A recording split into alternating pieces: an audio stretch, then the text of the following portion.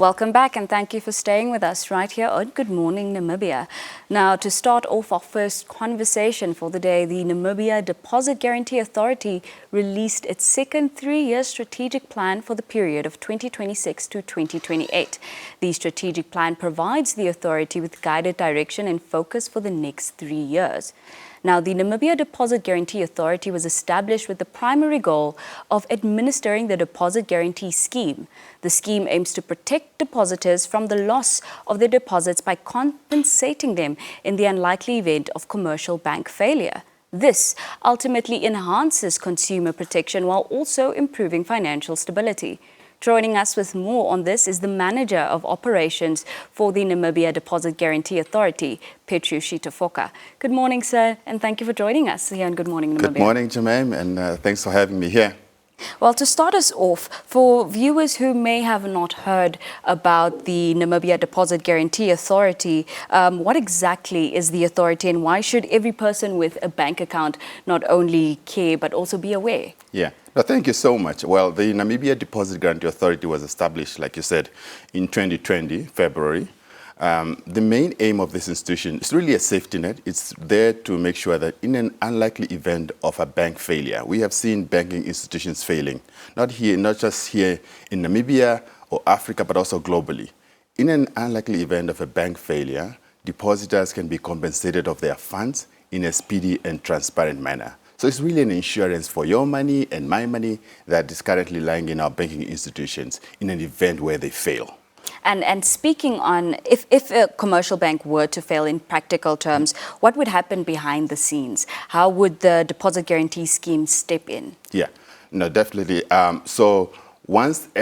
What used to happen in the past is, as you know, and I think we have a case here of the SME bank that failed a few years ago in Namibia. Yes. An institution fails. In the past, what used to happen is they go down with people's funds. And then depositors are told, sorry, we have closed shops and your money is not available.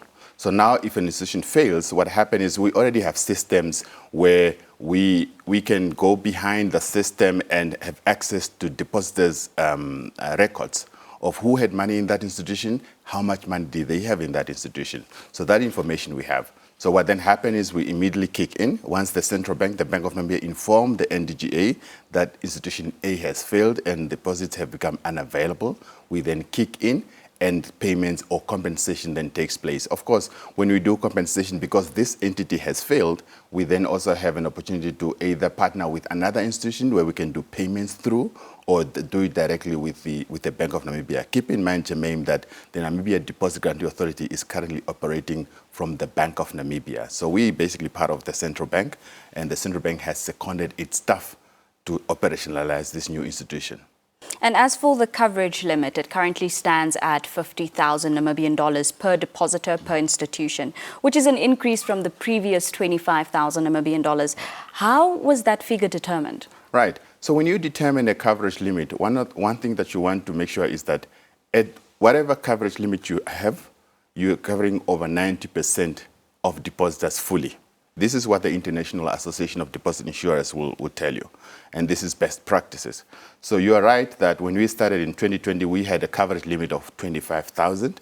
Last year, toward the end of last year, the board of the NDGA and the Minister of Finance then reviewed this coverage limit and decided to increase it now to 50,000 Namibian dollars per depositor per bank. How did we determine it? Of course, we look at the deposits within our banking institutions, and we also realize at what level will we still be able to cover over 90% of depositors fully. And at that coverage limit of 50,000, we have achieved that.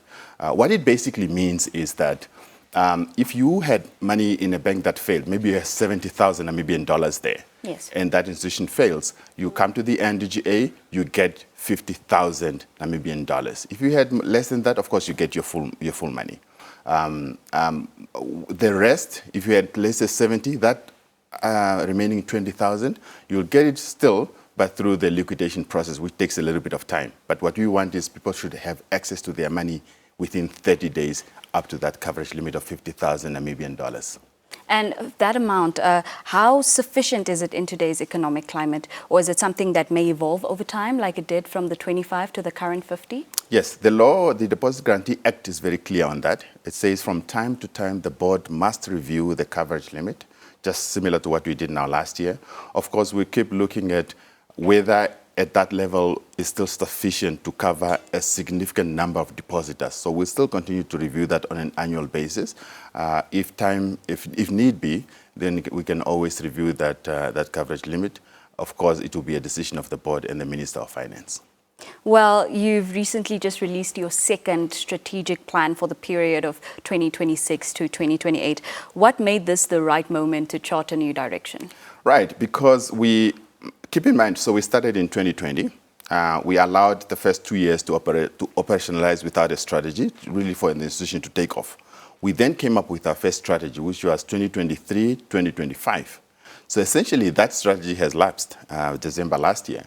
Now it's time for us to chart a new strategy that will take the institution forward, and this is why we now released a new strategic plan, which is 2026 to 2028, 3 years. And that is going to guide our work going forward for the next 3 years. It will give us the direction and the focus on what we need to do to really make sure that the institution continues to operate and meet its objective. You mentioned that the previous strategy lapsed last year. What is different about this strategy compared to the previous one? Right. This new one builds on the progress that we made with the previous strategy. If you look at the strategic objectives that we had in the previous one, and those that we have in the current one, sort of, you can see that there's a build-up to that. The previous strategy has 4 strategic objectives. We wanted, number 1, to grow the fund. Number 2, we wanted to work on our processes and make them robust and seamless. Number 3, we wanted to make sure that we engage our stakeholders effectively. And last, we needed to promote the brand, because remember, that was our first strategy, to promote the Namibia Deposit Guarantee Authority as a positive brand. So when you look at the current strategy, we build on those 4 strategic objectives, but we added things like we also want to make sure that we have a future-fit workforce that speaks to internal capacity for the staff and the board. And of course, the last one is also we need to look at our governance framework and make sure that we can enhance it.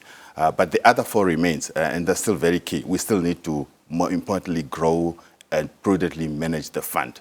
Because without money, we will not be able to achieve our mandate. We can be promising people things, but if we don't have enough in our kitty, it will be very difficult for us to do the compensation that we need to do in a bank failure event. And would you then say that that is your single most important priority in this particular strategic plan? I would say maybe 2. 2 are single most important. One is that one of growing the fund. We need to continue to grow the fund in line with the investment policy, make sure that we're prudent in how we manage our resources, make sure that we don't lose any funds as we invest this money. But I think the second one, which is also important for us, is stakeholder engagement, because one of the things that is critical for deposit insurance the world over, depositors must be aware that there is such an institution, because if they are not, they will continue to keep their money at home under the mattress. And we want to discourage that.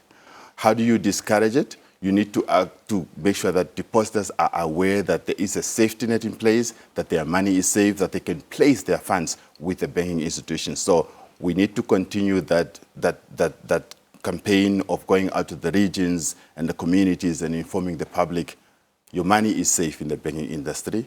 Keep your money in the banking industry. That speaks to the existing knowledge gap when it comes to deposit protection. Where do you think the biggest misunderstanding lies that leads to people still keeping their money in their mattresses? It's usually informed by past experience. Like I said, we have the SME Bank situation that happened a few years back. By the time the SME Bank failed, the Namibia Deposit Guarantee Authority was not in place. So therefore, we can't even step in to do any compensation for people who had money in the SME Bank, right? So typically, your depositors are thinking, well, is there any solution to this? Is it maybe not safer that I keep my money at home if people can lose their funds? And up to now, 3 or 4 years, they haven't received their funds yet. So that is one of the things that we're informing the public when you go to the region, to say, now there's an insurance for your money. keep your money in the banking industry. If anything happens to the institution where you're keeping your money, you will get your money back within 30 days from the NDGA. When you go around the regions, Jermaine, and we have spent the most part of last year going to really the regions, depositors are worried about other things like, cost fees and charges, which the central bank is seized with that matter, is trying to do something about it. Depositors are bringing up issues of fraud and scammers and things like that, yes, which again, the central bank is looking into that. Other issues such as the pyramid schemes and all of those ones are receiving the attention of the central bank as a regulator of the banking industry. So we're trying to make sure that depositors understand our mandate, that we are only there when there's a bank failure, and we are there to compensate depositors of their money in a speedy and transparent manner. And give them that surety. And we want to give them that surety, because when you do that, you build confidence, and once people have confidence, and that enhances financial stability in the end. But coming to the banking system that you just mentioned, the current strategy places emphasis on governance, risk management, as well as technology-driven improvements such as risk categorization and premium calculation. Could you perhaps talk to us about how these internal improvements aim to make the overall banking system and institution stronger? Yeah, no, definitely. I mean, if you look at the issue of risk management, just like any other institution, you got to manage your risk. Absolutely. Especially if you're dealing with money. And we take deposits. Keep in mind, our income comes from the banking institutions. They pay premiums to us, right? It's not depositors that are paying directly to us to cover your money. It's your bank that is paying premium to us. And we take that money, we invest it. So we need to make sure that we don't lose that money. So there's a lot of risk management that we need to look at there. Secondly, you mentioned the issue of automation of our processes, which speak to our strategic objective of making sure that we have robust and seamless processes. That is critical, and I think the conversation you had earlier about AI is exactly that. We want to leverage technology to make sure that the technology allows us to have seamless processes, calculation of premiums, how do we collect premiums from our members, and all of that. We want that process to be as tech-based as far as possible, as opposed to it being manual.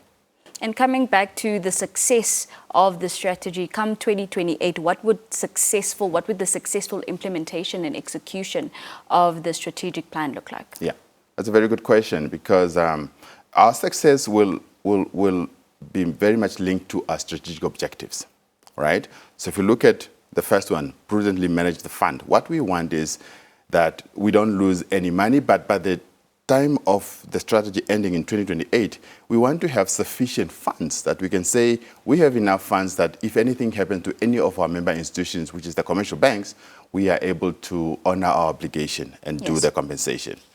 Success for us would also mean a higher awareness rate that the public should be aware. If we're planning to undertake a survey this year in June, awareness survey, just to ask the public, do you know about the NDGA? What does it do? What is the coverage limit? Some basic questions. So success for us by the year 2028 will be, are people aware that there is a safety net in place? And because if they are, then we know we're doing our job. Yeah.